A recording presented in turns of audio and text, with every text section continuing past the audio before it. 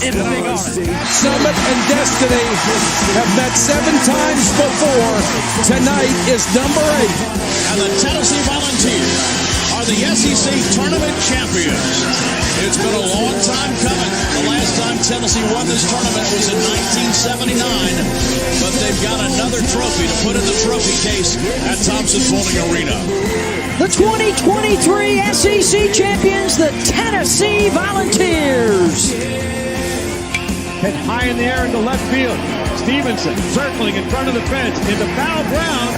He goes into the corner, makes the catch, and that's the ball game. And the Volunteers will hold the trophy. How much fun is this, man?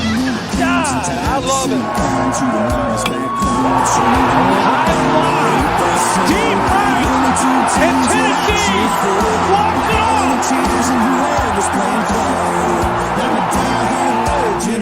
The 2-2 to Denton.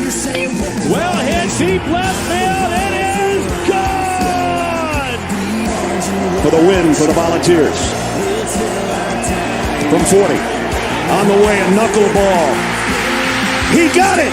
How much fun is this? Man, Rocky Top, this is college football at its absolute best. And this is college athletics at its absolute best. Oh my goodness. It's Rocky Top. We high on Rocky Top. It is Sunday, about to be Championship Monday as we are playing for a natty. I'm your boy Skylar, my co-host Michael. How we doing after the Game 2 win? Man, we're a lot better after the Game 2 win today. A little bit sketchy going into today after last night. But, hey, we didn't have any doubts. Some of All Nation might have, but, guys, we're playing for a national championship. Win or lose tomorrow, a champion is being crowned. I'm excited for it. I know Skylar is as well. All of All Nation should be as well. It's the first time ever that Tennessee has the potential to win a national championship in baseball. I mean, they went back in 1951, I think it was, finished runner-up to Oklahoma. But, man, it's exciting times on Rocky Top. I want this on the record. You didn't have, just a little bit of doubt in the second game. Okay, I'll be honest. Today, I really did not, because I told you. Dude. No, today I did not have any doubt, at least not going into the game. Now, midway through the game, yes, I had some doubt, but going into the game, I had no doubt because Tennessee has not lost back-to-back games since March. Okay. Drew Beam is our most experienced pitcher, and he was on the mound today. So that's why today I had no doubts until midway through the game when we had scored a single run. I'm telling you, dude, it was close. But, hey, before we get really into it, we got Tennessee Football 247 in the chat on YouTube. Thank you for tuning in. He said, one more game. Go Balls. I'm telling you, man, it's a winner-take-all. It's everything you could ask for, right? But before we get too crazy into this thing, we got to let you know who our presented show sponsor is, and that is Chris Smith Insurance.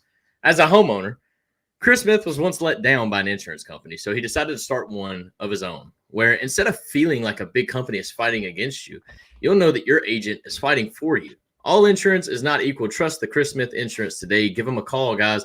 865-272-3387 if you guys need anything or if things go south. What's your plan? I know my plan is to call Chris Smith. He's going to be there right by my side throughout and through. Thank you for the support, Chris. We really do appreciate you. We're going to talk about the game that got us to the championship series, and then we're going to talk about game 1 as much as we don't want to talk about it, and we're going to talk about game 2 and as much as I don't want to talk about the first 6 innings of game 2, but we're going to talk about it, all right, because that's what makes us us, dude. I'm telling you what, it has been a very much abnormal couple of games for Tennessee, especially for the offense, but, man, they are finding a way, and that's all that matters in Omaha. Yeah, that's absolutely right. You just got to find a way to get there. So before we get into game 1, which is the Florida State game on Wednesday, I'm going to give you our segment 1 sponsor, which is Optimal Asbestos Services, your trusted environmental consulting firm in Knoxville, Tennessee. State licensed and insured, we specialize in asbestos air quality management for commercial buildings and homes. Contact Jeff Mull at 865-223-3297 or on the web at optimalasbestosservices.com. So, Jeff, we really appreciate you being our segment 1 sponsor. And with that, game 2 against Florida State. The rematch. The rematch game of the College World Series. And this one, there was no heart attacks waiting to happen as Tennessee jumped on Florida State early and kept Florida State's offense at bay to go on to win 7-2. Oh, yeah. This was a good one. Before I get really into this, we got Justin tuned in. I think he's a known Longhorn fan, but I think we're trying to convert him. He says, let's go Big Orange. We appreciate you tuning in. I've actually got a question. I shared it when I shared the video on my Facebook page because it's questionable, but I don't think it is questionable. Who's been your player of the week so far in the College World Series? Ooh, player of the week? Yeah, just be thinking on it. Just be thinking about it. This is for the viewers. Okay, I want to see what they put in the comment section. All right, whether you're listening on YouTube Live or on Facebook, we got several people watching. Who's been your player of the week so far? I think of a couple of candidates, but I think one definitely outweighs the other. But I kind of want to see what our fans think. But let's go ahead and dive right into this rematch. Yeah. So before we move on, since you brought up that question, by the end of the episode, you and I are going to reveal our players of the week 100%. so far. So 100%. I just want the viewers to be able to answer first. So yeah, leave a comment on YouTube, Facebook, wherever you're listening. Leave a comment, and we can read out who you think Tennessee's player of the week has been. So, dude, I want to talk about this game because look, yes, rematch. This was the one win away from the World Series, right? You could lose this game technically because you would have just played them for a third time, which you don't want to do that. Tennessee took care of business, got out up front early, very much a stress-free win in Omaha. And I'll tell you what, that doesn't come often, if not ever. So it was nice to get this win. What were your initial thoughts, man? I got to tell you, Xander Sechrist, he gets me excited about what this kid could bring tomorrow based on what we've seen so far. Man, Xander Sechrist has without a doubt been Tennessee's most consistent and best pitcher over the last month of the season, maybe month plus of the season. And all he did was just go out. He threw 6 1/3, only gave up 5 hits. 2 of those were back-to-back home runs in the 7th inning. Afterwards, they did pull him, but man, not a lot of strikeouts, only 1 walk. He had 3 strikeouts in the game, but just delivered. I mean, he pitched to weak contact. The Vols defense was outstanding in this game. He just did his job, and then you had Kirby come in, finish off that inning, get the 8th inning, and then Nate Snead shut the door to round out this game. But you win against a Florida State team that had a lot of fight in them. And I'll be honest, the offense for Florida State really scared me going into this game. I didn't have any doubt Tennessee would make the College World Series finals, but there was that slight doubt in the back of my mind of, hey, we might drop this one tonight. The one thing that kept me from fully going into that was Florida State was at the back end of their pitching staff. Oh, yeah, already in Game 4. I mean, it was Game 4, and they were in Game 4 within the same week, right? I mean, your guys didn't get any rest, and that's the troubles that come from losing that first game in the World Series. You can't do that. I mean, they show the bracket all the time. You know, the loser of the first game just hardly ever comes back and wins at all. And that's why it was so important to get the win in Game 1 because it forced Florida State to play, I think, Virginia and then North Carolina. And then they made their way back up to Tennessee. Credit to them. But like you said, just kind of ran out of juice in the bullpen. I do have one question for you, though. So, yeah, what's up? This was Florida State's 4th game. Yes. Like I said, you're running out of pitching staff. You throw out a freshman in John Abraham that he's the one that got roughed up to start with. It had been, 6 days since you threw your ace, Jamie Arnold. Was it last Thursday that we started against Florida State? I think it was Thursday or Friday. I can't remember, honestly, the day. It was one of the two, but Sunday, Friday. I think it was Friday. Okay, maybe it was Friday. Okay, so it was a little bit shorter rest than I thought. But in a win or go home game, do you not try to throw Jamie Arnold, your ace, out there again? I mean, I know Tennessee had seen him once, but you're going on 5 days rest. Yes, that's short rest for a college pitcher, but you've got to win or you go home. Do you not try to throw your best at some point? I think at some point, yeah. But at the same time, you do have to keep the health of the player at hand. I mean, these kids are not used to throwing MLB. They're used to a 5-day turnaround, you know. In the college game, they're not. They're used to a 6-day, 7-day turnaround.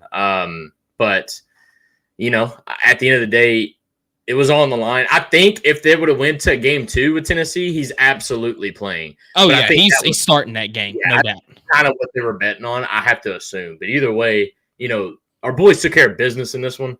Berkey, as you see, 3 for 5 with a home run, 2 ribbies. Look, it's weird. I'm going to say this off the top. It's so weird how our top lineup, bottom of the lineup is such an on-off switch, because it's like they're either all on at the top of the lineup or they're all off at the top of the lineup, vice versa with the bottom of the lineup, right? Do you not get that vibe? Yeah, I mean, this game, top of the lineup, you've got Christian Moore, 2 for 4, Blake Burke, 3 for 5, Billy Amick, 2 for 5, Dylan Dreiling, 1 for 4, and Hunter Inslee, 1 for 4. Bottom of the lineup, Gavaris Tears, 0 for 4, Dean Curley, 1 for 4, Reese Chapman, 0 for 4, and Cal Stark, 0 for 3. Cal Stark. We're going to talk about him, but, man, he had a rough first 4 games. But he makes up for it on the defense. You know, it is what it is. But, no, but it's crazy because, I mean, we'll talk about a game here later where the top of the lineup didn't do jack diddly squat, but the bottom of the lineup came through. So it's crazy how even when you got a couple players that you assume would come through for you, don't, and then you got other guys in the lineup that will pick them up. You know, hey, I got you. Don't worry. What a great team to have. 1 through 9. Truthfully, 1 through 9. I know we've kind of done some shuffling with the DH and the pitch hitting and whatnot, trying to find somebody hot. But overall, I feel like Tony V has done a great job managing that and putting the best bats on the field.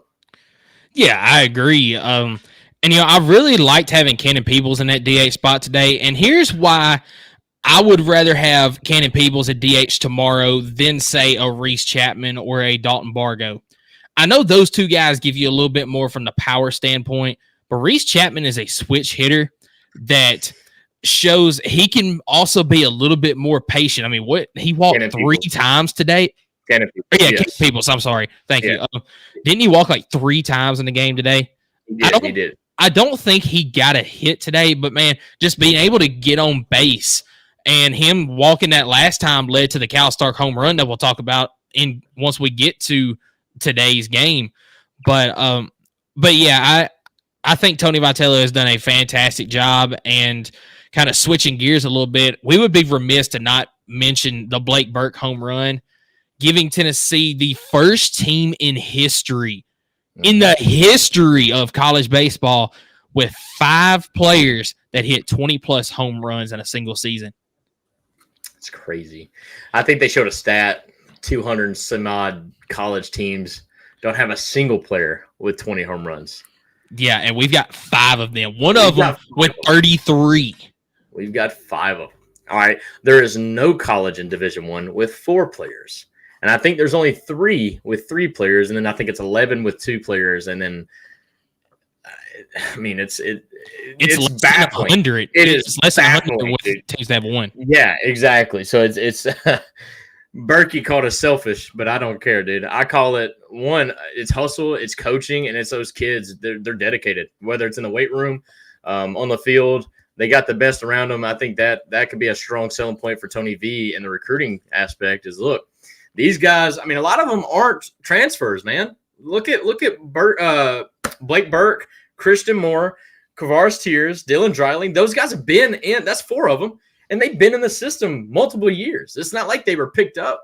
You know, Billy Amick's the only one that transferred in, I think, that has 20. And Yes. he was from Clemson.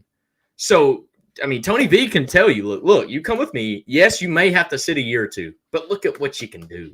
And he's been able to do that for years. Think about the third baseman, Trey Lipscomb, last year, and how he had to wait his turn, but then he ended up being our team's leader in home runs and vice versa. Dude, I'm telling you, he's just had so many examples of that.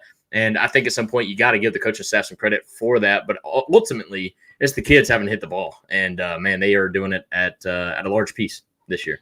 Yeah, they definitely are. I think I saw a stat today that 52% of Tennessee's runs this year have come from home runs. That's insane. Well, 100% of them in today's game. We'll talk about that. Yeah. But, yeah, I mean, that's at some point, at some point, it's crazy to think that we kind of rely on the home run that badly. But then again, I mean, the boys are winning. What are you going to do? Tell them not to swing for the fence? So, yeah, but Tennessee has also proven that they can win by quote nickel and diming you. Hitting those singles, hitting those doubles. Do they rely a little bit too much on the home run? Maybe, but it's not like these guys are just trying to hit home runs. Maybe Billy Ament, because he has said that he tries to hit the ball as hard as he can. But really, especially like Blake Burke, he has transformed his swing, and he's just trying to make solid contact. If it goes, it goes. And I really feel like a lot of times Christian Moore is the same way. Sometimes I think he tries a little bit too hard to get that home run. Kavares Tears a little bit the same way, but they get that adrenaline rush when you go up there, and sometimes it's hard to slow yourself down and be like, hey, I just need to put the ball in play. Yeah. Speaking of SEMO, in this game against Florida State, he picks up his second triple of the week. Obviously, you got the first one against Florida State when he hit for the cycle plus a double. He, I think, hit his second triple of the week. And if I'm not mistaken, he hadn't hit a triple all year. So I need to look this up. I wonder how many triples. Sure. I wonder how many triples Tennessee has hit as a whole on the season, because they have hit 3 in the College World Series. Yeah, that's a bigger ballpark. Yeah, that's true. A bigger ballpark. But I mean, some of it was just poor defense. SEMO got the one triple based on, solely poor defense. They didn't read it off the wall. It bounced way out to the middle of the field, and the outfielder took a long time getting to it. But again, you don't really count that as an error technically, but you got to credit SEMO for his hustle, man. I mean, he's been flying all over the bases, and this kind of helped set the tone for this game, right? I mean, obviously you jump out to him early and often. It kind of allowed our pitching staff to relax a little bit. But Sechrist, man, I don't think he needs to relax. I don't think he needs the offense to step up. He's going to pitch the way he pitches regardless, and he did that. I respect Tony V for leaving him in the 7th. I mean, he had a shutout, for God's sake. I mean, what are you going to do? Take him out? I mean, so I hate that he gave up back-to-back dingers, but luckily we were up 6-0 at the time, so it's not like it was just a backbreaker. I was going to say, you also had a comfortable lead at that point, which I think also played a part in that. Exactly. But ultimately, man, the boys got it done 7-2, sent us to the College World Series finals, and which we're going to talk about here soon. Yeah, so I've looked it up, and this number actually surprises me. Tennessee on the season has hit 9 triples. Blake Burke had a couple. Blake Burke has 1. Christian Moore has 2. Dylan Dreiling has 2. Tears has 1. Billy Amick has 1. Dean Curley has 1. And I think I mentioned already, Cal Stark has 1. There it is. Everybody pretty much has 1. SEMO has 2. Yeah, just about. But SEMO had 0 before this World Series, though. Yeah. So we do have one person in the Facebook chat that has commented their player of the week this past week, Dylan Dreiling. From Justin, he says Dylan Dreiling this past week, and I think that's a really good pick. We talked about top clutch hitters, and I'm just going to throw it in your face real quick because I've got your list right here next to mine, and you didn't have him on your top 5 at all. Actually, you can make excuses that it wasn't on your list that you were choosing from, and that's fine. But your boy had him at number 1. And I don't see him on your list whatsoever. This is your list, by the way. Mine's got Dylan Dreiling number 1. Do I need to pull up the VOD? I go names that weren't on that list. Look at you making excuses. No, you said top clutch hitters. I didn't realize there was a list. I thought it was my opinion. I get to choose my own names, brother. I don't have to choose from a list of names, brother. Dylan Dreiling was absolutely number 1, and you didn't even have him. You didn't even have him 5th, brother. That's crazy. You know what? Dylan Dreiling. You know what? Pull up the VOD. Pull up the VOD. Look, it's all good. You know what? Dylan Dreiling doesn't forgive you, but he doesn't have to. So it's all good, man. No, Dylan Dreiling came up big, but I think we're getting ahead of ourselves. Let's talk about the first game, though. Let's talk about the first game between Tennessee versus A&M. Yeah, you want to tell our segment 2 sponsor before we get into that game? I think I can. Did they pay for? I'm joking. I'm gonna. Our segment 2 sponsor, we appreciate the support. It's PNLBusinessServices.com. We know firsthand that getting your monthly reporting, invoicing, bill pay, taxes, and other essential business services right is critical. That's why at P&L Business Services, we go beyond bookkeeping by providing you with everything you need in your back office so you can have your time back and the peace of mind to do what you love most, which is building your business. Ladies and gentlemen, they're looking for full service clients. You want accounting, you're wanting payroll, you hit them up, PNLBusinessServices.com. They will get you taken care of. We appreciate the support, and thank you for supporting segment 2 as we're going to talk about this ugly game. Tennessee A&M, game 1 of the series, and I say ugly because I'm going to just immediately point your direction down to the bottom right of your screen. 3 errors in this game, and they were all within the first 3 innings. Yeah, so I don't remember if I said it on video last week, but I'm pretty sure I talked to you before the game on Saturday, and I said Tennessee loses game 1 if we see the defense that we saw against Florida State in game 1 of the College World Series. And that's pretty much what we saw in the first couple of innings. You see the 5 spot going up there in the 3rd inning. That defense had a lot to do with that, and it was just a hole that was too deep for Tennessee to climb out of. Yeah, that, and got to credit to A&M. Man, they really took advantage of every opportunity. I mean, they did every opportunity. I don't have this on the record. I don't have nothing in writing. Okay, so I'm speaking kind of opinionated, but I do feel like every Tennessee fan feels this. I think every hit A&M has gotten in this daggum series, they've had 2-strike count. It feels that way. Every single hit. Even the home run today, and we'll talk about it. 2-strike count. And what really was annoying about this game is it wasn't just a 2-strike count, man. The very first home run of the game was an 0-2, I believe. And you don't want to get mad at the pitcher because I really think he hit a spot up and away. But the batter just caught up to it. And so it's mind-boggling. But, A&M was just red hot right out the gate. I mean, obviously they scored the 2 in the first. We melted in the 3rd inning between them getting some lucky doinks that were dropping in the gaps on top of us self-destructing. Billy Amick made an error at third base that I don't think we've seen all year from him.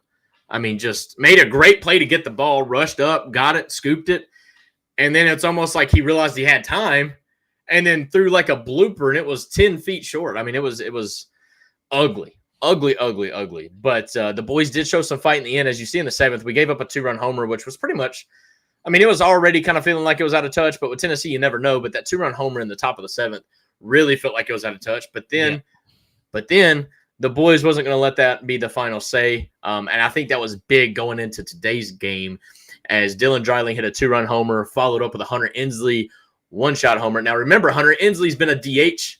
All right, our typical DH has been playing out in the right field because Hunter Inslee kind of injured that hamstring. But now Hunter Inslee will tell you he was ready to play in this game.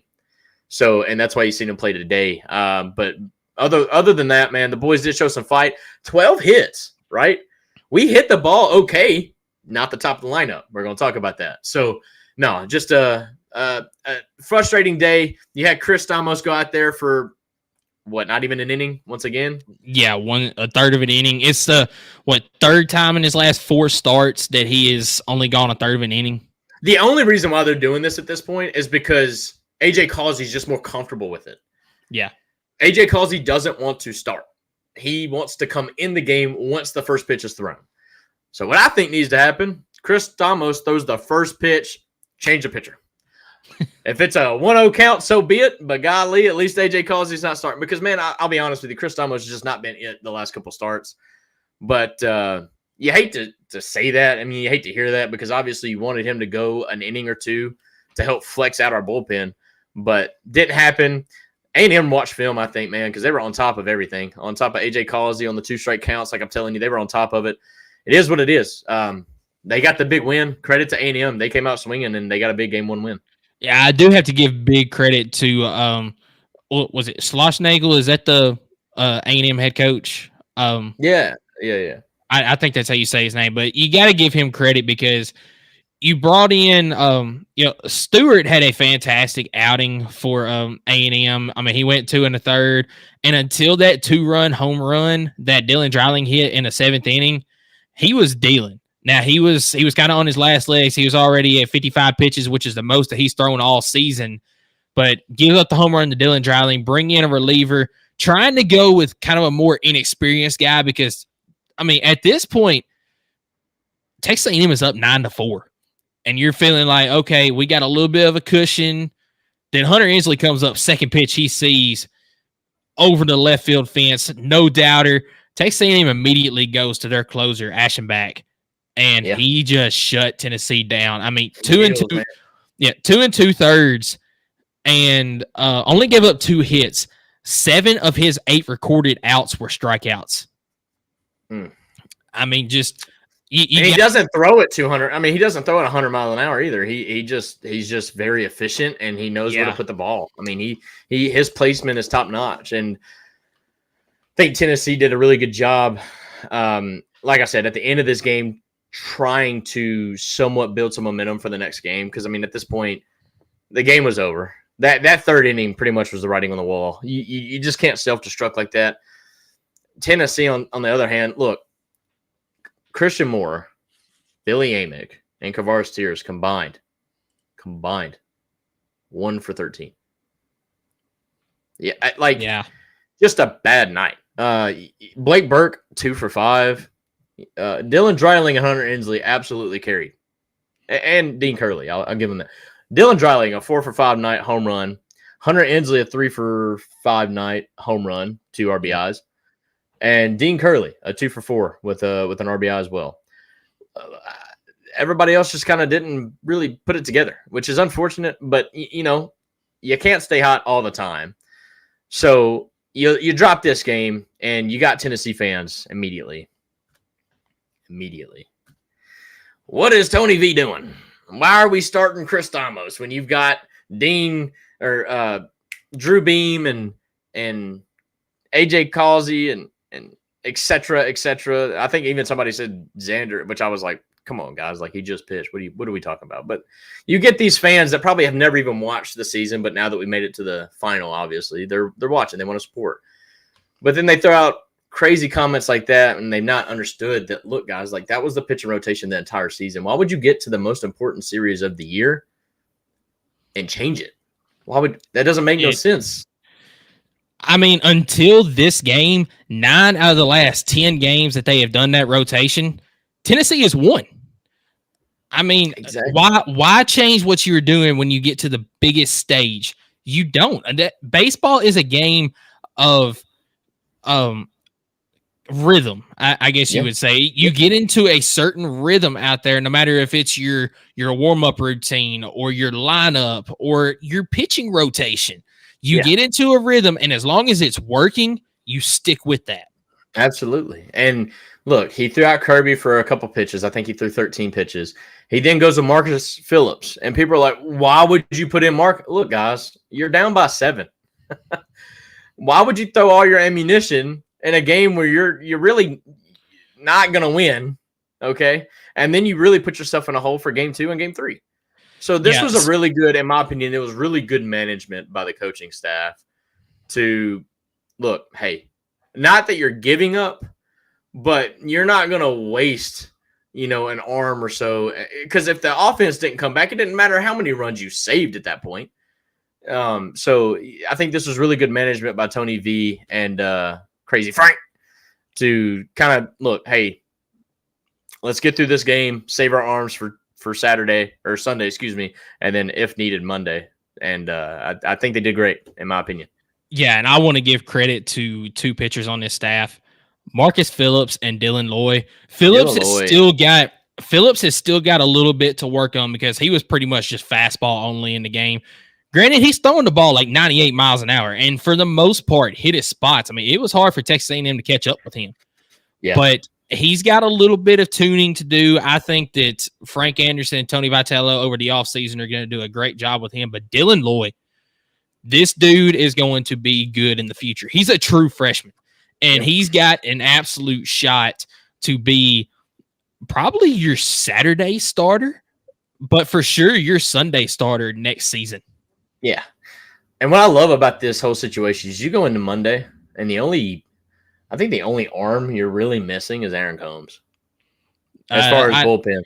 I was going to say, as far as bullpen, yes. As far as your entire pitching staff, Drew Beam and Aaron Combs. No, come on now. Not starters. But I'm talking bullpen arms. Kirby only threw 13, and I think he only threw like 4 today. Marcus Phillips only threw 17. Andrew Binky, who looked really good to start, threw 35, so maybe him not so much. And then you got Dylan Lloyd, who only threw 22 and looked the best out of any of them. Look, Dylan Lloyd, I've got it right here. He threw 22 pitches. 17 of them were strikes. And he had 3 strikeouts.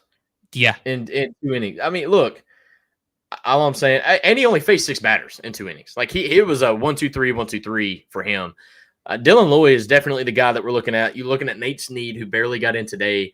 You've got all your options available for Monday, but back to this game here. It was a very frustrating night. You did have some fighting the boys there at the end, which was great to have, great to see.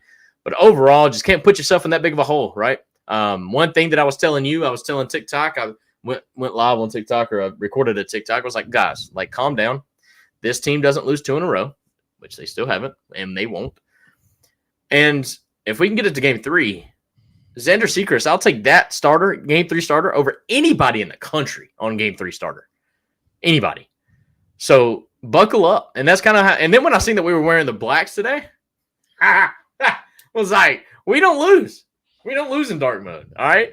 Now, 6th inning, I was getting a little nervous. Not gonna lie. I was like, nope. All right. Football season's like, what, 2.5 months away? Like, I was like, that did go through my mind. But I was like, you know what? No, I'm joking.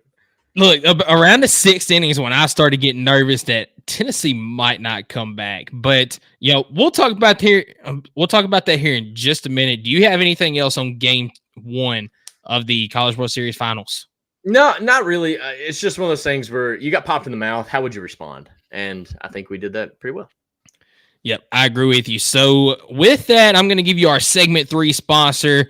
That is Kaizen Painting. Do you want a colorful life? Kaizen is a painting and drywall company that provides residential, commercial, exterior, and interior services. At Kaizen Painting, we understand the importance of a beautifully painted home and properly installed and repaired drywall.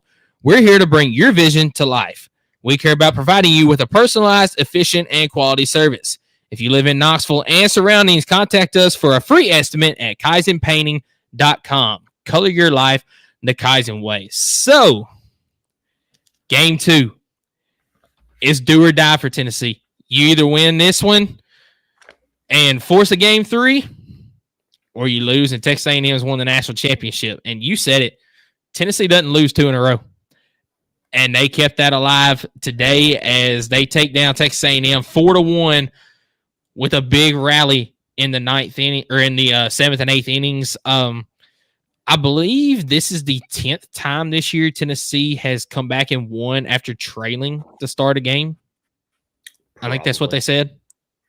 I just want to give you the mindset I had in the 6th inning when Drew Beam was already out. Aaron Combs came in, and we're still losing 0-1. And for all my listeners on YouTube and Facebook and Twitter, I really do appreciate you guys tuned in, but I can't imagine. Look, we got the start from Drew Beam that we absolutely needed. I know he messed up. He threw a mistake in the 1st inning, but it was only 1 run. You got to score to win. Whoop-de-doo. 1 run. He pitched an absolute gem. I believe he struck out 7 of the next 9 batters he faced. Vintage Drew Beam today. And our offense did nothing to help him. I've never been more frustrated in my life. I'm like, you've got the start that you needed from the guy you needed it from, and we're not going to help him? Like, how? How are you going to waste his moment like that? Like, that dude just dealt. They showed up a graphic, dude. Drew Beam in the College World Series is unstoppable. Literally unstoppable. I think he had in his first 2 starts somewhere around 16 Ks. Well, now in his first 3 starts, and his only 3 starts because it'll be his last, I think he tallied up to 24, 20, maybe even 25 strikeouts in his 3 starts in Omaha between the last, 2 years? That's insane. That is insane. I mean, the dude in the biggest moment just knows how to turn it on, and our offense wasn't doing anything to help it. It was frustrating enough to strand $1 million in the first 5 innings. But to do it to Drew Beam when he was doing exactly what you needed him to do and the offense wasn't helping, I was so frustrated, man. I don't know about you. I kind of want to know your thoughts going through the first 5-6 innings, but I was upset. I was mad. I was throwing my hat. Was like, what are we doing? Like, we got the leadoff batter. I think they even said it. 5 of the first 7 innings, we got the leadoff batter on with no outs. And in 2 of those cases in the first 4 innings had bases loaded and couldn't plate a run. I mean, I just didn't know how A&M did it. Like, it was crazy how they were getting out of it. I texted you after the 5th inning, I believe it was. That's when we had bases loaded with 2 outs and Blake Burke coming to the plate. I said, if we don't score a run here, I am going to go insane. And I went insane. Yeah, I was. I was almost inconsolable, dude. I mean, this team has done so well with runners in scoring position all year. And in the last 2 games, they were 0 for what did that graphic they showed? They were just with runners on base, they were like 0-15, and then with runners in scoring, they were 0 for 7 or something like that. So far in the finals against Texas A&M, Tennessee is 3 for 25 with runners in scoring position. 19 runners left on base in 2 games. Yeah. We got Leanna Stanford in the chat. That is P&L Business Services. Thank you for tuning in. We appreciate you. Again, I'm going to ask the chat, YouTube and Facebook, who has been your player of the week so far from your Tennessee Volunteers? So that is a question that we are kind of simmering. We've gotten one answer from Justin. Anybody else? Chime in, whether you're on YouTube, whether you're on Facebook. Just kind of want to see what is your player of the week. She said, hey. So, no, this game right here, look, we're going to talk about it, all right? Because I remember top, bottom of the lineup being an on-off switch, right? Yep. I mean, it's kind of the same, right? But look, bottom of the lineup actually did very well in this game. Because, like you mentioned, the DH reached the first 3 times via the walk. But, hey, he did great at bats, right? And Cannon Peoples. You had Dean Curley. I don't have the stats in front of me, but I know he had a couple base hits. He was 2 for 4. He was the only Vol with multiple base hits today. Yeah, look at that. I'm telling you. Yeah, the stat box ain't even up for me yet. So, yeah, you had Dean Curley get a couple of hits. You had Cal Stark. Oh, bless it. The local product from Farragut. Oh, man. I love it. Cal Stark. I said it every at-bat for the last 3 games. You're due, kid. You're over. You're due. Like, come on. And finally, dude, I'm telling you what. He hit that ball. He was 0 for 3 or 0 for 4 in the game already. Or 0 for 3, I think. Yep, he was 0 for 16 in the series or in the World Series. He was 0 for in the entire World Series, and then just I think it was 0 for 16. Yeah, he gets up. He doesn't just tank one. I'm talking like Tommy White tank, and then he pimps it. Like he's been there before, bro. He pimps it. I tell you what, I about put a hole in my roof when I jumped up and down for that, man. It was so awesome to watch because I had literally just looked at my buddy and was like, hey, like we need some assurance runs. Like I'm glad that we got the lead, but one run, like A&M could come from that. Like, especially when we were already we were in our bullpen. Aaron Combs, I just didn't have a feeling was going to finish the game. But Cal Stark, man, I'll tell you what, I cannot wait to watch the post-game presser and to see what Tony V has to say about that kid. Just again, I mean, because every time he talks about him, he almost tears up. And Cal Stark's had a lot of haters this week. And I said this on last week's show. People shouldn't hate him for his offense because you got to look at what he does elsewhere. Look at what he does behind the plate. He did it again today, man. He picked off somebody. You would think a team would freaking like figure it out, right? Like don't take a secondary, whatever you got to, because he's going to backpick. And he got A&M again on it. But look, what he brings to the defense is a lot like a Santiago Vescovi for basketball. You're not going to get threes left and right anymore. That's just not the way he plays. But he's going to lock down and get you 5 steals a game. And that's kind of how Kyle Stark is. He may not give you a base hit, but he's going to pick off a dude probably or make it very close, get him nervous, keep him, make sure that lead isn't so big so they ain't just stealing left and right. I mean, he's so good. And like I said, when he got that home run, I went crazy, man. I just didn't know. Didn't know what your thoughts were when he hit that, man. Man, it's crazy because, you pretty much hit the nail on the head. He's there for his defense and his leadership. The way he handles the pitching staff. He makes Frank Anderson's job so much easier with how he handles that pitching staff. And that's a great point. And, what he gives you on the offensive side is just a bonus. I'm not the only one that uses this comparison right here because the announcers do it. ESPN does it. Yadier Molina. I'm a Cardinals fan when it comes to MLB. I grew up watching Yadier Molina. He was arguably the best defensive catcher in the history of the MLB. And when his bat finally came around towards the second half of his career, because even at the front half of his career, he was a Hall of Fame catcher. But there was questions of, is he going to make the Hall of Fame because his bat hadn't come around? Well, it came around in the second half of his career, and now he's going to be a first ballot Hall of Famer one day.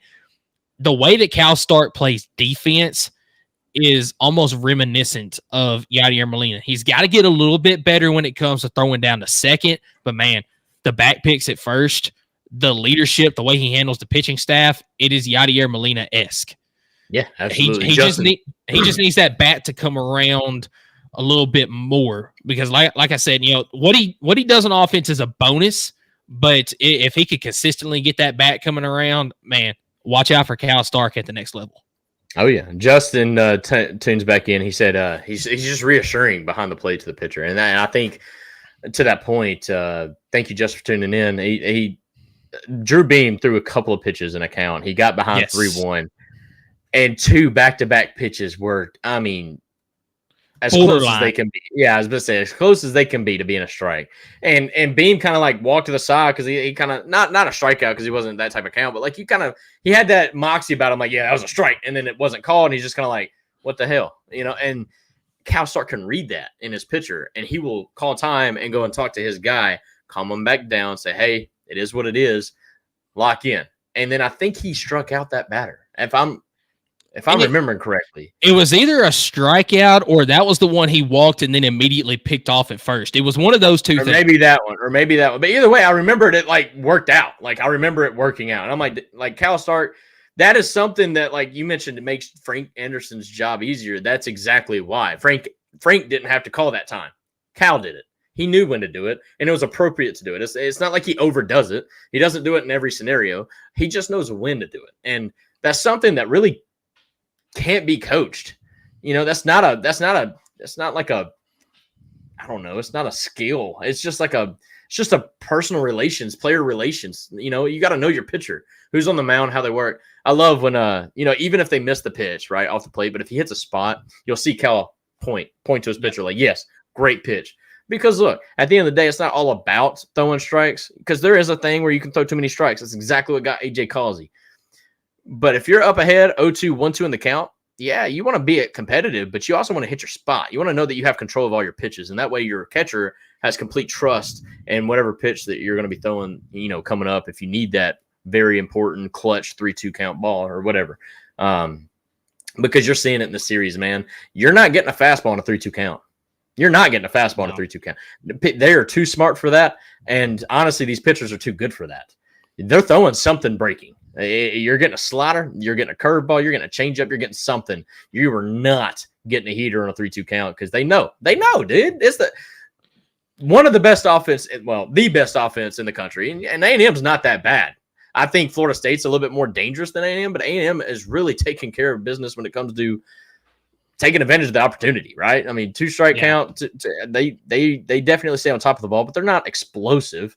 No, man, it's been it's great to see. Cal Stark, man, he really is the anchor for this team. I think he does provide a lot in the locker room. I loved it when he was eating a peanut butter and jelly sandwich after the home run.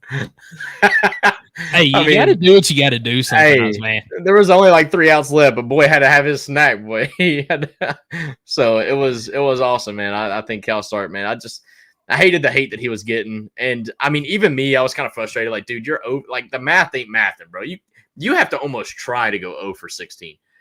But he locked in. He got the hit, and not only did he get a hit, man, he got one of the most important hits. Kind of like Dylan Dreiling. I mean, I would be remiss in not talk about Dylan Dreiling. Double D, man. Down by 1 run, 7th inning. It was 2 outs, wasn't it? I believe it was. I know it was because we only tend to do our damage with 2 outs for some reason. Dylan Dreiling decides to go on a hanging curveball, which the pitcher messed up by throwing back-to-back hanging. Dylan Dreiling was all over it, sent it over the fence. It was a no-doubter from the bat. This kid has just been the definition of clutch all week long, man. All week long. I mean, we date back to the very first game of the World Series, and he gets the walk-off double, really, because he hit it in the gap in the outfield. But it goes down as a single because I don't even know if he touched second base. He got tackled. But, Dylan Dreiling, just the guy is – there's a reason why he moved up to the 4th spot in the lineup over Kavares Tears, and he's showing it. I mean, 1 for 5 with a home run, 2 RBIs, the most important hit of the game, honestly, because that's what got you in the lead. I honestly think getting ahead, or even if we could have just played it 1 run, just took the weights off this team's shoulders to not stress so much, to not, be so focused. Because I think that was what was hurting us, man. I think we were so worried about playing from behind right off the get-go again and put a lot of pressure on us. And his hit lifted that pressure, and you've seen in the 8th inning we put up another 2 spot just like that. And I'm hoping that pays dividends tomorrow. Yeah, I agree. But, we've talked about some guys that did well today, Dylan Dreiling, Cal Stark, and, Hunter Inslee he only had 1 hit today as well, but he's still staying hot right now. He only had 1? I thought he had 2, brother. I thought he had 2. I think he had the 1, and then the second one was like a pretty good play by Texas A&M that took away a hit, something like that. Either way, he's been one of the more steady bats this week too. So credit to Hunter Inslee. Let's talk about a couple of guys that are struggling. Let's do it. We don't want to do it, but let's do it. Christian Moore and Kavares Tears are the first 2 that come to mind for me. Kavares Tears, man, he started off hot. First 2 games of the College World Series. Home run. Yep, home run in back-to-back games. He had a triple in there as well. I think he's gone 1 for however many at bats in the past 3 games, that being Florida State in the rematch game, Texas A&M yesterday, and the Texas A&M today. He got a single, I believe, in the 4th inning to lead off the inning. His only hit in the last 3 games. And it seems like I love the aggressiveness that he plays with, but it seems like the adrenaline is getting a little bit too much to him, and he's being overly aggressive. He's chasing some pitches that, man, the regular season he wouldn't do because he's a very patient hitter for the most part. I mean, there's no telling how many walks he has drawn on the year just because of how patient he is getting his pitch. But it's like each time he comes to the plate, and especially the last 2 games, it's swing and a miss, swinging a foul ball, swing and a miss. 3 pitches is all he sees, something like that.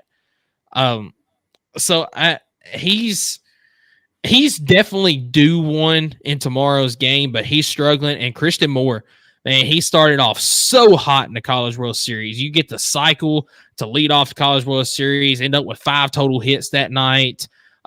Game 2 against North Carolina, he cooled off a little bit, but still had a triple in that game.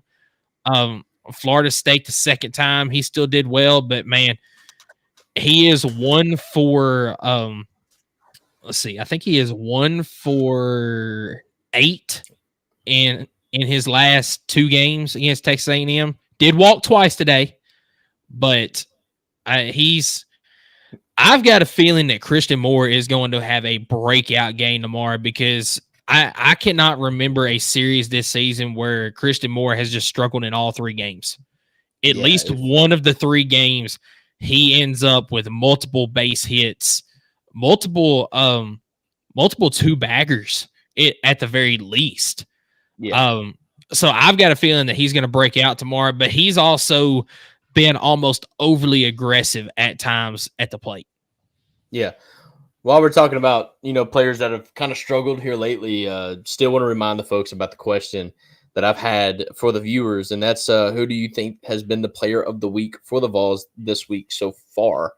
We've had Justin chime in and say Dylan Dreiling, which is a very hot name to say, but nobody else has kind of tuned in and said anything. So just kind of want to remind you folks what we're talking about. Kind of want to hear your feedback, who you think has been the player of the week so far in the World Series, the MVP of the World Series per se. But no, I'll kind of revert, man. It's been more than Kavares Tears. I want to take this a step further. Christian Moore has cooled off the last 3 games, 1 for 8. He did get the base hit to start the game, which I thought was very positive. But then it was one of those deals where you didn't score the leadoff batter 5-6 innings in a row, however many times it happened. So it ended up being for nothing, sort of. But I think it helped him, hopefully, mentally. But look, Billy Amick's been struggling. That was going to be my other name. Billy Amick's been struggling mightily. I don't know what's gotten it. In yesterday's game, it was like first pitch, he was swinging. It didn't matter what the heck it was. He was going for it. Now, today he did a little bit better of that, but still just overall not seeing the ball. I don't like when batters wear sunglasses, by the way. I'm not saying that's what's causing this, but he's just guessing at the plate. He is not looking. He's not seeing the ball. But it's quite obvious between Blake Burke, who's honestly been struggling too. I know he's been plating. He got a couple hits yesterday, but Blake Burke's kind of the same way. I mean, remember those old Blake Burke swings that were just check swings, terrible. He did it again today, man. He had a check swing that ended up being a freaking. It wasn't a double play, I don't think. Was it no, but he got beat out when bases were loaded. I was going to say that's bases loaded. And that's where I'll agree with you that Blake Burke has been struggling. He's kind of reverted back to his old ways a little bit. But as far as actually coming up with base hits, today he struggled. But for the World Series, he's still done fairly well as far as getting on base. But yes, where you're coming from with that, Blake Burke has been struggling as far as he's not seeing the ball as well. I'm just saying, as far as the last 2 games against A&M's pitchers have done a great job keeping our guys guessing. Yeah. They have no idea what's coming next. And just tired of watching strike 3 when A&M seems to always get a 2-strike hit. Like, that's been the biggest thing that's just, like, rattled my freaking cages, dude. Like, it is so unfortunate. But, our pitching staff does a great job getting ahead in the count, and they really have. But, like, A&M would always get the 2-strike hit. And then it's like anytime our batters got 2 strikes, it was 100% an out. Like, it didn't even matter. And I'm hoping the tides are turning a little bit. But, Billy Amick, Kavares Tears, there's another one. Honestly, I think it was Brees Chapman, man, just not and Dalton Bargo, honestly. Those 2 guys have just not been productive whatsoever. And that's why you're seeing Cannon Peoples get his opportunity. And look at today. He got on base 3 times. I was going to say, he didn't plate you a hit, but he did. I mean, his on base percentage was 750. So, I mean, like I said, it's just one of those things where it's like the on-off switch, man. It's been so weird how the top of the lineup does okay, bottom lineup's not good. And then today, honestly, the middle of the lineup carried between Dean Curley, obviously Dylan Dreiling, but Hunter Inslee getting a hit.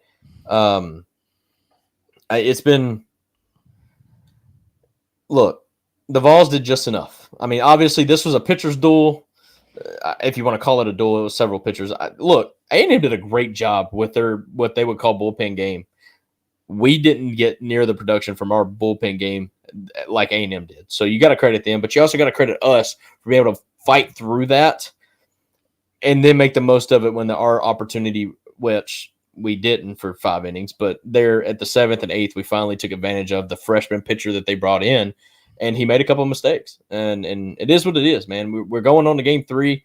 We don't lose in the black unis, and we don't lose 2 in a row. And give me Xander Seacrest, man. We got him a game. Now let's go make the most of it and see what happens. Yeah, so let's talk a little bit about this this game 3 tomorrow. Because I've already Florida State said better watch out. do it. Florida State better watch out. Because if I want to put on my orange glasses here for a second, Florida State couldn't beat us when we were down. You better watch out when we're up because our boys didn't really have the greatest day at the plates the first 2 games. And I have to believe that that's going to change. You mean Texas A&M needs to watch out? I'm sorry. What did I say? Florida State? Yeah, Florida State.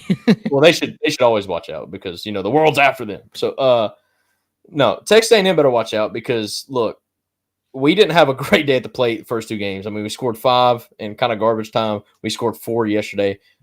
We averaged 10 runs in the World Series before this series. I have to believe that the boys are going to come out swinging tomorrow. They got the win now, right? So they don't have that pressure. I'm hoping to see that confidence in the plate come back for our boys. And if that happens, Texas A&M, and this is with the orange glasses on, right? Texas A&M is going to be in for a long day. But then again, A&M's pitching staff has been the greatest, honestly, in the World Series. They have been so good, so dominant. They've kept teams below, I think, 5 all week. I don't think they've given up more than 5 runs all week. It's gonna be a great one, man. But let's talk about it. Yeah, so I mean, you're gonna have Xander Sechrist going up against Texas A&M's third guy in the rotation. I can't think of his name off the top of my head, but I mean, Texas A&M's pitching staff is very good.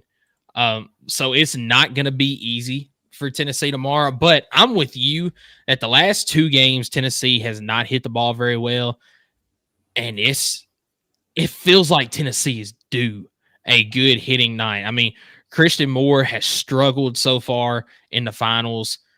Blake Burke has been on and off. Billy Amick has struggled. Dylan Dreiling and Hunter Ensley have been great so far in the finals. Kavaris Tears has absolutely struggled. You've been getting good at bats from Dean Curley. I mean, he's hitting 500 so far in the finals in the 2 games against Texas A&M. So, I mean, I can't complain about Dean Curley. He's doing what he's got to do. Yeah. You're going to have to get some sort of production from the DH spot tomorrow, whether that be Cannon Peebles getting 3 walks like he did today. I mean, he got on base. You can't score if you don't get on base. It doesn't have to be a hit. Just get on base and let the rest of the offense do what they got to do. And then I need Cal Start to get at least 1 hit tomorrow. He doesn't have to go off and go 4 for 5 with 2 home runs, although that would be awesome. And it would be totally awesome. But you're going to have to get production top to bottom tomorrow from everybody. And here's a question I have for you. I asked you about Jamie Arnold earlier. Should Florida State have thrown him? Xander Sechrist coming off a short rest. He threw on Wednesday. This is going to be 5 days rest for him. That's okay. He did only throw like 70-something pitches Wednesday. Yeah, so that's okay. Yeah, they did that on purpose. That's okay. He'll be fine. So you do think that he'll be fine coming off a short rest? Xander Sechrist? Yeah. 100%. I do as well, but I had to pose a question there. So, because the way I look at it is it's very similar to if they played a Sunday series that wrapped up on a Sunday and then they turn around and play a Thursday through Saturday and he had to throw on Saturday. Very, very similar. I mean, it's literally a 1-day difference. And that's fair. Now, so not that worried about Xander Sechrist not being able to rock and roll. Now, if he threw 110 pitches, maybe, but he didn't really even break a sweat. Honestly, I mean, they took care of business against Florida State, and I think that helped him prepare for this moment, Monday night. Yeah, I agree with you. And then you got Texas A&M's third guy in the rotation. He's going to give you at least 5, unless he gets rocked early. Well, that's the problem. It's Tennessee's number 1 goal is to get him out the game. Yeah. And then you've got Oshенbeck.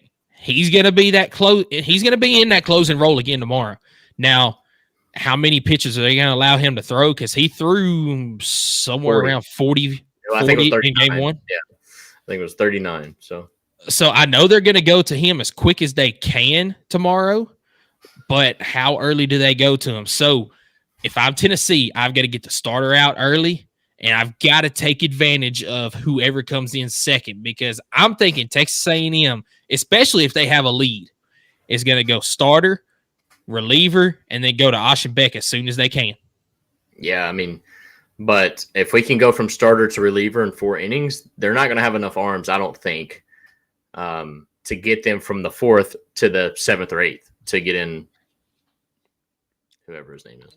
Yeah, and that's where I think Tennessee has got an advantage. I know as far as overall skill, Texas A&M tomorrow might have a bit of an advantage. Like I said, I don't know who the number 3 is, although I take Xander Sechrist over him as far as right now goes. But as far as the overall depth of the bullpen, I give advantage Tennessee because you've got Xander Sechrist, and then you've got Kirby, Nate, Binky. You've got pretty much everybody, but like you said, Aaron Combs. Aaron Combs will probably be last resort because he threw 36 today or 20. I don't know. He threw right around the 30 number today. So he'll probably be last resort. Did he throw that few? I mean, he went 4 innings today. He didn't throw that many. I didn't think. I'll have it in just a second. Let's see. Aaron Combs threw a lot more than that. He had 63 pitches today. 63? What was I looking at, brother?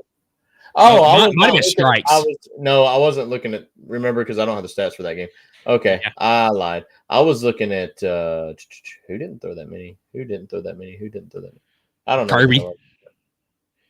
Kirby didn't. I was looking at Andrew Binky, brother, for game 1. He only threw 35. Oh, yeah. All right, so never mind. Yeah, but Dylan Loy is going to be that guy that probably comes in this game. He was the guy that came in. Think about it. Dylan Loy was the guy that relieved Xander in the SEC championship game, if I'm not mistaken, and threw an absolute gem against LSU. Right? He came in after outing of his. He came in after Andrew Lindsey. That was championship game. Xander Sechrist threw the Saturday game. And championship game, Andrew Lindsey threw the first one that went out because of injury. Or yeah, AJ Russell. Why am I thinking that was last year? Yeah, I know. That's what I was like. Whoa. All right, yeah. So AJ Russell. But either way, that was Dylan Loy's best outing of his career, and I think that is actually going to step him up to Dylan Loy. Maybe the guy that we go to after, in my opinion. Obviously, you're going to throw in Kirby for an inning or two because you've never not do that. And then, of course, to close it out, you do have Nate Speed. You got Marcus Phillips. Dude, I'm telling you, we're going to be fine in the bullpen. We're going to be in a better spot in the bullpen than Florida State is. Yeah. Frank Anderson, Tony Vitello, they're going to do what they want to tomorrow. But if it was me, I go Xander Sechrist. Then I go Dylan Lloyd, depending on what part of the game you are in. If Xander Sechrist has to come out early, you go Dylan Lloyd. And then you go one of Kirby, Nate Snead, Andrew Binky, Marcus Phillips. You go from there wherever you feel most comfortable. Yeah, I was going to say, you guys get 3 each. And Skylar, it's last game of the season. AJ Causey, he's there somewhere as well. Yeah, maybe if needed. But man, I'm really hoping the offense shows up to where that's not necessarily to where we don't have to think about it this much, man. I'm hoping the offense really does their job tomorrow. Look, you can say what you want about everybody needing to get a piece, man. I'm looking at the top 4. Look, I know my boy Dylan Dreiling has been hot. I need it from Semo, from Burke, Billy Amick. I need it from Dylan Dreiling, which he's been that consistent, and so is Hunter Hensley. Honestly, Kavaris Tears. I mean, I'm needing the top of the lineup to show up because I feel like this offense rolls as they roll. Because if they are hot, if they are hitting and getting hits left and right, then the pitchers get scared and they want to pitch around them, and then it's next man up mentality, and then we're drawing walks, a lot more walks than what we've been getting.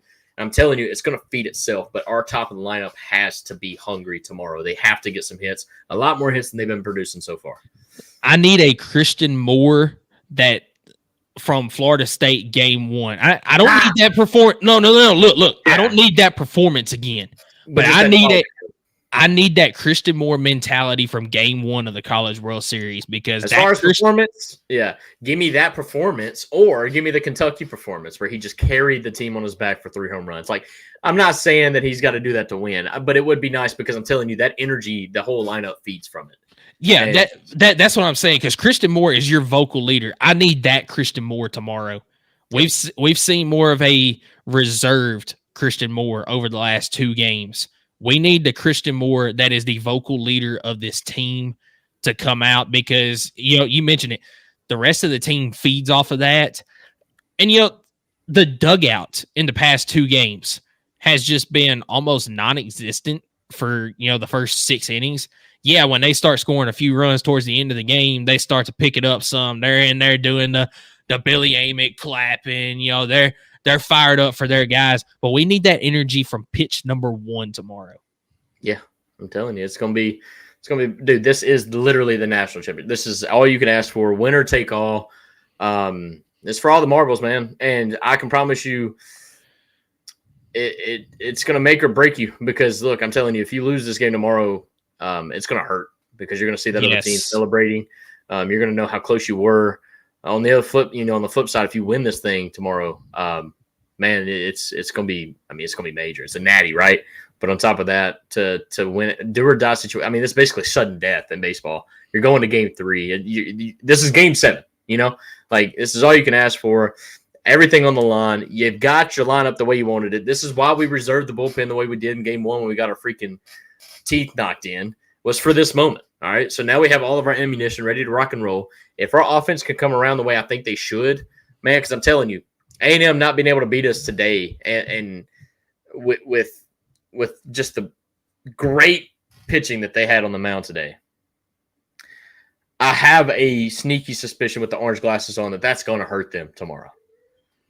I do. I think it could. But I gotta stay focused because obviously we wanted to win this in 2 games. You did actually. I knew this was going to game 3, but I thought we would win the first one, lose the second one. Either way, we're going to game 3. We don't lose game 3s, just like we don't lose in the black uniforms, and just like we don't lose 2 in a row. Give me the Vols, baby. Let's go. It's gonna be a good one. All right, so let me ask this question: nervous factor going into this game tomorrow, 1 to 10. Where are you at? Less nervous on this game than I was in today's game, because man, I was so afraid to get the Beam. Let's be honest. Let's talk about Beam for a little bit. Beam has not been the ace this year. He is not. And a lot of times Beam doesn't make it out of the 4th inning, which he didn't make it past the 5th inning today, but he threw an absolute gem. All right, so I'm not knocking that. But I didn't know which Beam we were going to get. I really didn't. Like, I knew it was the biggest stage. I know he's done great in Omaha previously, but at the end of the day, man, a lot of our series we've lost on game 2, and whether it's his fault or not. And so him on the mound, every time he went back out onto the mound and our offense didn't capitalize, made me even more nervous than what I already was. I have full, restored confidence, faith, whatever you want to call it, in Xander Seacrest. Like, I mean, that is our legit going into game 3, and I can say that I feel like we're pitching our best pitcher. 100%. Yeah, see, I'm actually more nervous about tomorrow than I was today. Entering today, my nervous level was a 2. I was confident about today because I know what Drew Bean can be, and that's what I was hoping that we would see today. And we ended up seeing that from him today. And I've got full confidence in Xander Seacrest tomorrow. But I'm at about a 4, teetering towards a 5 for tomorrow because, Tennessee, they have not lost an SEC series. They have not lost a series, period, since Alabama back at the very first SEC series of the year. Yep. That was the last time they lost 2 in a row as well, because we won the opening game of that series in the last Saturday, Sunday. Yeah, and, Texas A&M's pitching has been very good all year long, but especially here in the College World Series. And I've got full confidence in our batters as well. I really think this team is due for a breakout game from the plate. I agree, man. I agree. And we got to have, I think, is it 6 home runs? 6 home runs to beat the record. So, I mean, we're swinging for the fence tomorrow, 100%. Yeah, but it's something about this game tomorrow that's got my nervous factor up just a little bit. And maybe it's just a fact. Dude, it's a national championship, dude. I mean, everybody's going to be nervous. Yeah, so, I mean, I really feel like it's advantage Tennessee, but it's not that as big of a gap as I thought it would be going into this series because I talked to you before this series started, and I said, man, Tennessee's winning in 2. I'm not nervous at all. It's just lined up perfectly. And now we're in game 3, and I'm a little bit nervous about it. So I still think Tennessee wins. This is not going to be a blowout. I think it could be. I think I hope you're right. I hope you're right. I think it could be, dude. If Florida State's starter can't get it going, and then they're struggling to find out. I mean, A Texas A&M starter. sorry, I did it again. Yes, if Texas A&M starter can't go deep, and then we do have that offensive explosion, because those correlate, right? If we are doing good at the plate, then obviously they're struggling to find out who's next, and then who's next, and then who's next. I think if one, I loved what I seen out of the defense today. That made me feel a lot better, because Saturday's defense was atrocious. But today's defense was a lot better. So I think if we can clean that up on top of having a decent offensive day, man, I think we could have a day. I honestly feel like we've been in our own way. Look at how many runners we stranded. Dude, if we pick up just a quarter of the runs that we stranded on base today, we win today by 7 runs. Yeah, today you left 9 runners on base. If you get a base hit. A lot more than that, if it's only 9. Because I'm telling you, we stranded the bases loaded twice. Yeah, I look when I was on ESPN earlier. It showed 9 runners left on base. We were 1 for 8 with runners in scoring position. Yep. So I'm just saying. I mean, you get 3 of those runs, you win by 7. I mean, it's just whatever. I'm feeling okay about it. I think overall, zoom out a little bit. I think Tennessee fans should feel better about this game 3 than Florida State fans. God dang it! Than Texas A&M fans. I'm so sorry. I don't know why Florida State's in my head all of a sudden. I think it's because it was top of the list.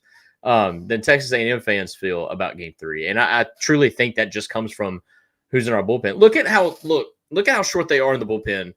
Like today, they had their ace, their closer warming up again because they were going to use him if they were still winning. And then the moment we took the lead, albeit by 1 run, they set him back down and put in somebody else. Because they know. Look how important like that one guy. I don't feel like Tennessee has like that much dependence on one guy in the bullpen. I really don't. Like if Dylan Lloyd can't go, okay, we'll throw in Kirby. Okay, Kirby can't go, we'll throw in Nate Snead. Oh, Nate Snead can't go. Okay, we'll throw in Marcus Phillips. Oh, Marcus Phillips can't go. Don't worry, we'll throw in XYZ. Like I feel like we have our other options, and I don't think Texas A&M has that. I could be wrong. Texas A&M, honestly, if you could have written this any better, other than the fact that they lost today, everything was working for them in the first 15 innings of this series. Yeah. I mean, two script. They got the outings they needed. They got the offense they needed. It couldn't have been any better for Texas A&M. And I want to believe that the next 13 innings, 9 innings, sorry, because we already got the better of the last 3. So the next 9 innings have to go Tennessee's way, right? I mean, yeah. Florida State, God dang, A&M. A&M had an error today where we put the ball in play. Cal Stark put the ball in play, and they made a throwing error. You know, like you could kind of see some of the things that were very reminiscent of the first game of the series, but it was opposite teams. So I really am intrigued on how game 3 is going to go. I like how our bullpen is, and I'm always going to take our offense over anybody's in the country. So yeah. I do feel better actually about this game 3. It's just nice to get that win. I think that was holding us back, man, or getting the lead even. Getting the lead because we didn't have the lead at all in the first game. So no, I think I'm feeling good, and I'm so sorry. I will never call A&M Florida State again from now. Well, we'll see about it. But before we get out of here, we've both got to answer the question: who is our player of the week this past week, or player of the World Series, whatever? Okay, so it's obvious our answer is both going to be Dylan Dreiling, right? So I do want to say that. It's Dylan Dreiling, hands down, and he deserves it, and we should talk about it. I want to talk about the next guy. And I think it's Christian Moore. It's got to be Christian Moore. Even though he had a bad game 1. It's got to be Christian Moore. As far as we're talking World Series here. If we're talking the entire World Series. We're talking the World Series. Then yes, it is Christian Moore. But, good. So we agree. I'm trying to get there. That's why I'm trying to get there. Because I have a close second too. And I don't think it's a close second. Maybe we do agree on this. And if we do, then man, we are glued together. But who is your 2B as far as player of the series or MVP for Tennessee? Because it's not. I don't think he's a superstar, but I think he is at the same time. Who is your 2B? It's Hunter Inslee, man. Hunter Inslee, what he means to this team defensively and what he has done offensively in the World Series. I mean, dude put his body on the line in was it the North Carolina game 2 of the World Series? Had to come out of the game, unfortunately, but because his bat and his leadership, his experience was so valuable, he was still the DH in the rest of the games up to today. He was finally back in center field, and just he's impressed so far in the World Series. It's got to be Hunter Inslee. Hunter Inslee just has that same, by the way. So we nailed it on the top 3. Hunter Inslee, when he gets to the plate, man, he just has that confidence about it. Like it's almost like a Dylan Dreiling-esque, hey, I can get a base hit no matter what the count is, no matter what the pitch is. Like I'm that confident in myself to put the ball in play. Yep. Hunter Inslee has done that. And think about the 180 that kid has had, because we remember talking about this kid batting 9th in the lineup last year, right? Yep. And he was the Cal Stark of the team. He was not Cal Stark offensively of the team. He was not like the leader, whatever. He was the guy that was batting right around the 200 mark, was getting in and out of the lineup because he wasn't putting the ball in play.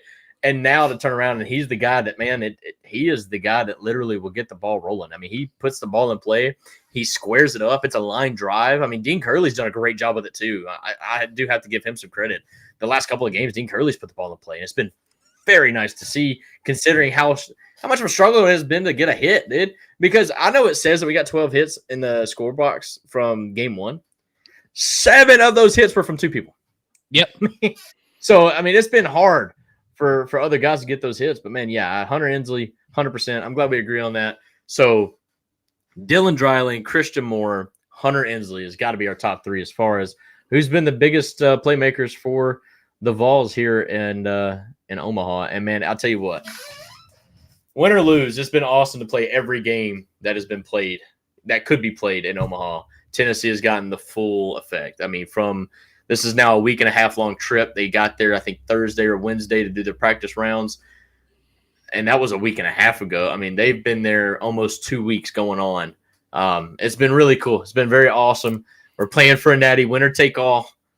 Monday night, 7 o'clock Eastern, back on ESPN, by the way. It's not on ABC. So, and guys, if we're complaining about the announcer talking about dude's dad, hear me out. Just get a lead, and then they won't talk about it as much. Because, man, did the tone change in an instant when we hit that home run. Yep. I mean, it was almost like, all right, we're going to the next page. Up, Tennessee. Let's talk about Tennessee's story. It was crazy, man, because it was all about A&M for the first game in 6 innings. And then, man, we got that lead. And, Tennessee has some stories that we've not touched on at all. Like, all right. So, no, that's good. I think I'm feeling good about tomorrow, though. Long story short. Yeah, I'm nervous about tomorrow, but I also feel like it's advantage Tennessee. Not by a long shot, but it's advantage Tennessee for tomorrow. I think, guys, we haven't set anything in stone. But especially if Tennessee wins the game tomorrow, I think Skylar and I might go live for a little bit after the game just to get some national championship reactions, talk about the game. It won't be super long, 20, 30 minutes, something like that. But if you want to join in, let us know your thoughts on some stuff. We'll try to post something on social media tomorrow morning, let you know. But that's kind of something we've been talking about a little bit. Get a little reaction after the game, like I said, especially if we win the game tomorrow. So looking forward to tomorrow regardless. Absolutely. Yep, I think that's gonna do it for me, man. I was looking we got a couple of commits, by the way, that we haven't talked about. Nick Moore, this football side of things, because I'm just kind of wrapping it up, but we got Nick Moore, offensive lineman, I believe, 4-star. We also got a defensive. I was looking for it. I can't find him. But dude, the final 3 in that guy's pick list was Georgia, Alabama, and Tennessee. And he's going to be wearing that Pantone 151, baby. He's coming home. Can't think of his name right up top, but I got you in just a second. Let's see. Please do. I don't know why my source didn't cover this. This is crazy. Well, I said that. I'm relying on you. I'm relying on you. It's a little bit further. Here it is. Charles House, defensive lineman Charles House. I knew that. Big house, because I said big house a moment. Okay. Yeah. Inside defensive lineman. So, I mean, a guy that's going to replace it. We're going to lose a lot. I mean, think about, Big O, Amari Thomas. Think about Omar Norman Lott. Think about those guys that are not going to be back next year. So we gotta replace them. So no, Charles House. Final three was Georgia, Alabama, Tennessee, and he chose the Vols, baby. That's exciting, man. It's really exciting. So, Skylar, you got anything else before we close it out? No, man. It's just super, super proud of the team, man. I mean, we were talking about this. We've been talking about this since February, March-ish, and the season goals. We're 27 outs away from it. I mean, it's awesome, man. It's everything you could wish of to talk about it and then to see it possibly come to fruition. We're close, man. We're very close and really, really, really excited about it. Probably not going to sleep too good tonight, but it's all good. Yeah, I mean, win or lose, super proud of this team. It's been a fantastic ride. But, hey, we're here. We might as well go out and win it, man. Dang right. Didn't come this far just to come this far. You know what I mean?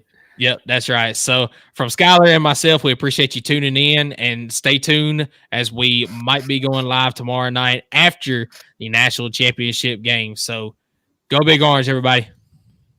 I'm a ball for life, y'all. I bleed orange and white, y'all. I will till I die, y'all. I'm a ball for life, yeah. Raised up on John Ward, giving six in the checkerboard till I'm gone.